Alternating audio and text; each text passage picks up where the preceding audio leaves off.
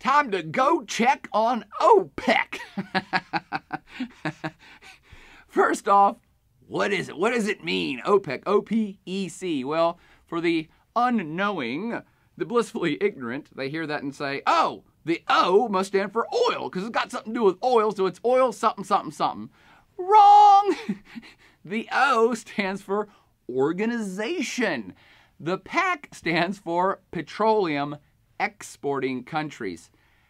Petroleum exporting countries. Let me say it for the third time. Organization of the petroleum exporting countries. Export is the operative word here. Lots of countries produce oil. Some even sell oil. These countries export a whole lot of oil. OPEC is a permanent international, or I like to say supranationalist organization that was established in Baghdad, Iraq, back in 1960. Now, I don't often have you remember dates, but this is a good one to remember. OPEC started in 1960 because it becomes kind of a crucial historic turning point for the Middle East and for oil in general for the world. OPEC is this legitimate thing now. It's been around for 50 years or more, and it's so legit. It's got its own flag. I love their adorable little light powder blue flag with their little letters in it, so creatively put together. The group is headquartered in Vienna, Austria, which begs the question, is Vienna, Austria a member of OPEC? No. Does Vienna, Austria produce or export oil? No. Why would mostly a Middle Eastern group locate in Vienna, Austria? I don't actually know. Maybe the competing powers within OPEC, nobody could decide to have the headquarters there or there. They said, well, we don't want our group having the headquarters in Saudi Arabia, and Saudi Arabia doesn't want the headquarters in Iran, and Iran doesn't want the headquarters in Egypt. So they said, well, let's just put them in Europe then. Now, that's just a hypothetical. I don't know that's exactly why, but it is telling. And what it's telling you early on here, and we'll get back to this more later, that this is not necessarily the most cohesive group ever, and there are inter-squad rivalries that we'll talk about here in a bit. Now, the original members of OPEC back in the day were Iran, Iraq, Kuwait, Saudi Arabia, and the Middle Eastern powerhouse, Venezuela. Of course, hopefully you know Venezuela is actually not in the Middle East, but they are a major oil exporter. So they were one of the 5 in the original club in 1960. Now, the club has grown quite a bit, currently sitting at 12 members.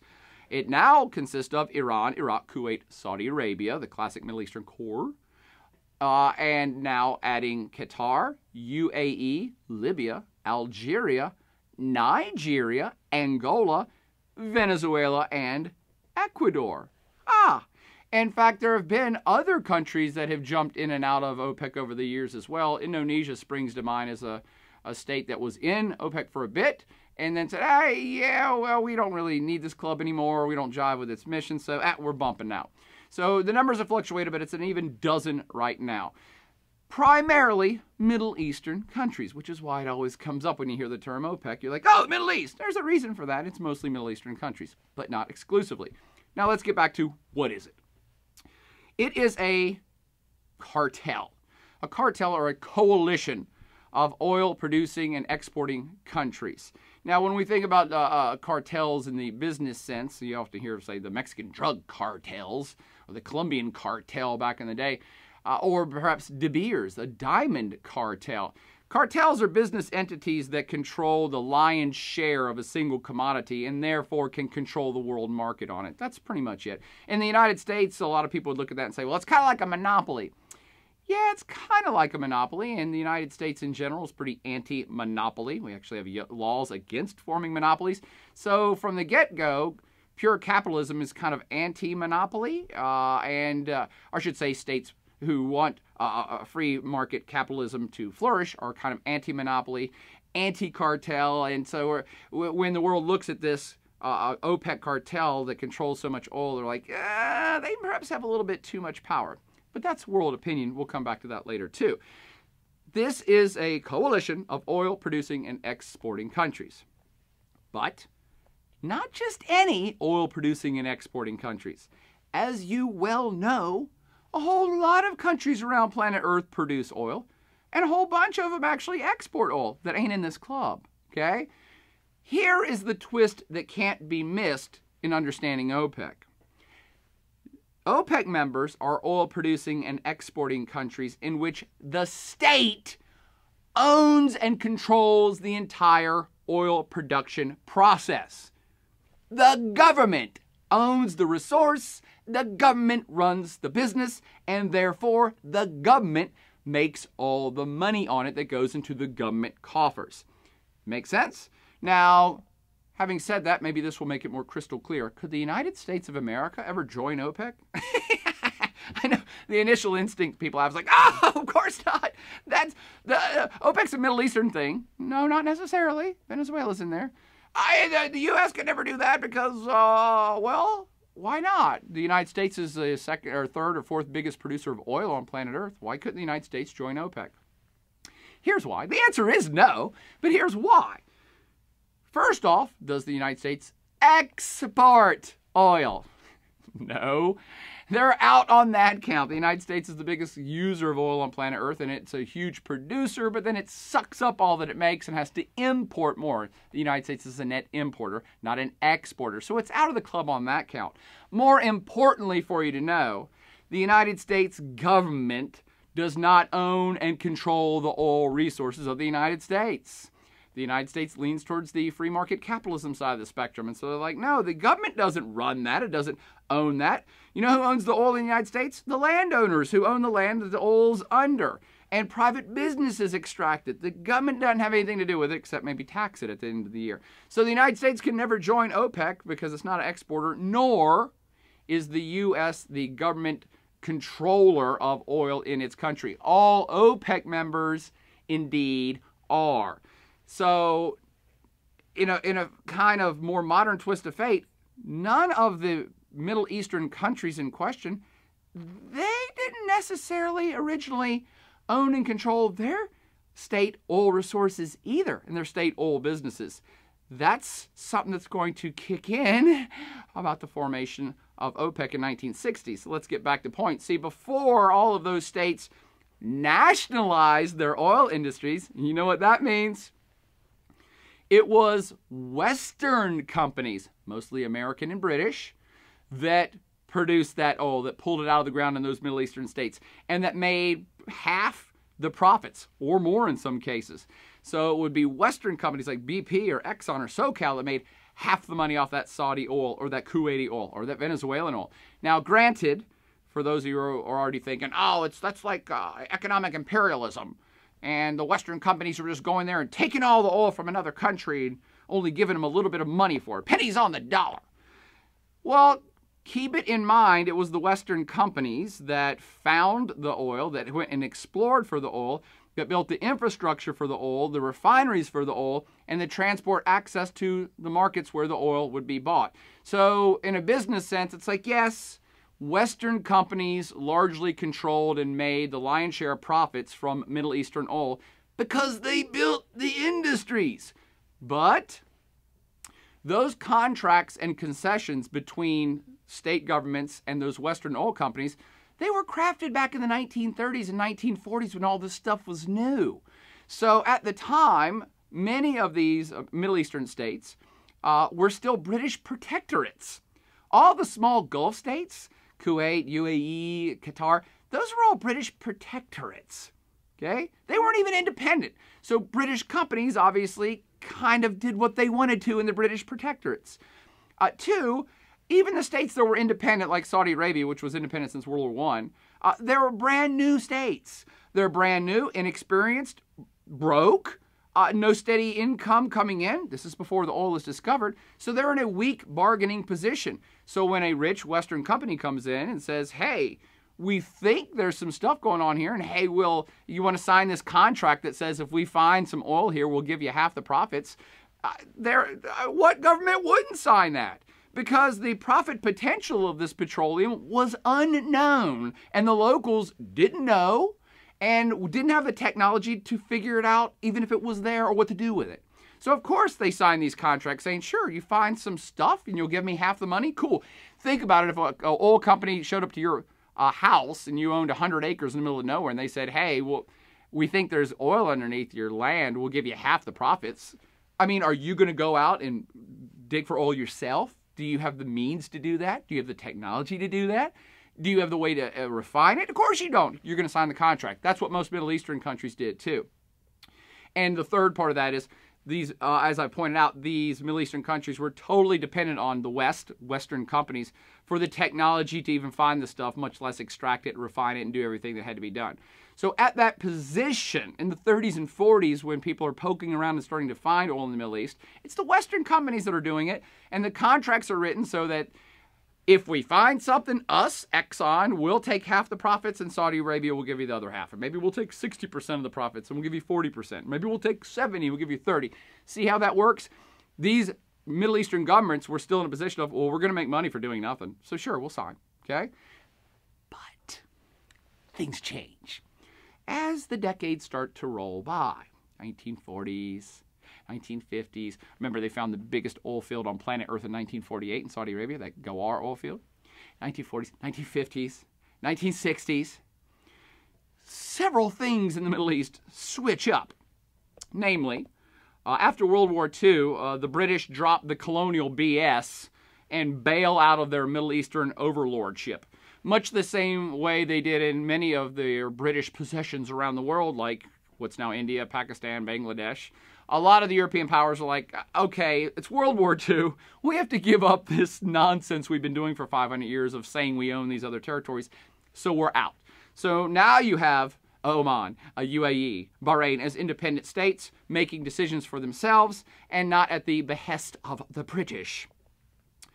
And this is a spirit that predominates over this whole period in the Middle East and other parts of the planet that we now refer to as self-determination. Actually, they referred to it at the time. Self-determination. Already so many good vocabulary words thrown in here on a lecture on oil. Self-determination, which the United States was a big proponent of during World War II, basically says, hey, we think different peoples and different cultures around the world ought to have the right to rule themselves, to become their own sovereign states, to do what they want to do with their future, and that means politically and also economically. So self-determination, let the peoples determine what they want to do in the Middle East and with their economic assets that they possess in their now new sovereign states. Second thing that happened during this period, these governments slowly started to figure out exactly how much oil they actually had. Remember, they were discovering the stuff in the 30s and 40s when these contracts were signed, especially I keep going back to that Ghawar oil field in eastern Saudi Arabia. When they tapped it, they had no idea. It's the biggest thing on planet Earth. And so you, as a sovereign state, even though you signed a contract, say, well, we'll give you half. Exxon, we'll give you half. Or Royal Dutch Shell, we'll give you half. Sure, 1930, we'll give you half. And then 20 years later, you find out that it's about a 200-year supply that's going to be worth $1 trillion. Do you still want to give Royal Dutch Shell half of that for the next 100 years? Yeah, I wouldn't. So these entities, and the Western oil companies themselves were the ones doing the math here and calculations going, whoa, there's a lot of oil here, like a holy hell ton of crude. So these governments start to just say, well, we need to renegotiate this. The other thing that's going on here is the realization by particularly Arab governments, that the West, Team West, the Western rich developed countries, are increasingly super reliant on that very oil that they possess. So that's more than an economic power. That starts to turn into political power. You need me? You need our stuff. Okay, well, that gives us more leverage to perhaps make demands. And the governments are now racking in billions and billions of dollars from oil revenues, which opens up all sorts of possibilities. See all the things that are changing here, 1950s, going into 1960s, and the billions and billions that these governments have in the bank opens up possibilities like buying up the Western oil companies that are operating in your country. So these are privately owned businesses that you can buy shares of, and so Saudi money and Kuwaiti money and Oman money starts buying shares of Exxon and Shell. And the particular joint relationships or joint companies they'd have, the Sauds would buy out the entire company and basically at some point say, we have the controlling interest in this particular company and the contracts in our country, and so we kind of now own it. Does that make sense? They had controlling interest by the 1960s and 1970s and also had the capital available to outright buy out or force out foreign companies with compensations to those previous owners. And thus we have this thing called nationalization taking place. The governments of the Middle Eastern countries, in effect, slowly take over operations. By the way, BTW, there's not an exact date. I'm not giving you, oh, this happened in 1960 or 1959. There's no exact date or time this exactly happened.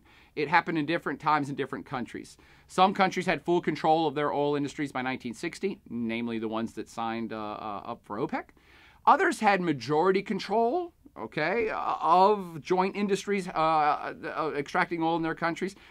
Other states didn't gain full control until the 80s. Some actually didn't gain full control of their oil resources until the 1990s. In most cases, the former owners, the owners of these Western companies, stayed on in various management and technical support roles based on negotiated contracts. So I want you to understand this isn't a smash and grab that the Sauds or the Kuwaitis said, hey, we're seizing all of BP's property. Now it's ours and get out. No. This is why Team West is still and has historically had very good oil relations with the Arab states. This is a gradual process that was a business endeavor over decades. Not so much with Iran. There's a reason why Western states and Iran don't get along, because Iran did kind of do the smash and grab. They actually did just, in 1951, vote to kick BP out, which would become BP, British Petroleum. They said in 1951, nope, our state, this is our oil. Why are you guys here? Why are we paying you half? We're taking it over. And in spots and fits after that, they eventually did, in 1979, fully take over the whole industry and kick all the Westerners out. And so, of course, businesses don't like that, and those Western businesses, Western governments don't like that. Are you starting to see why there's friction? Just with oil, with certain countries in the Middle East. And not even just the Middle East, you could look at Venezuela as well. Why does the United States and Venezuela have such a terrible relationship? Oil. Because Venezuela, like Iran, basically in fits and starts said, we're going to grab this. And as late as 2005, the Venezuelan government said, hey, ExxonMobil, we're taking this oil platform, get out. Here's some money, get out of our country, we're taking over your stuff. And that miffs ExxonMobil and it miffs the United States government, and that's why they don't get along with Venezuela. It's all about the oil. But let's get back to the OPEC story.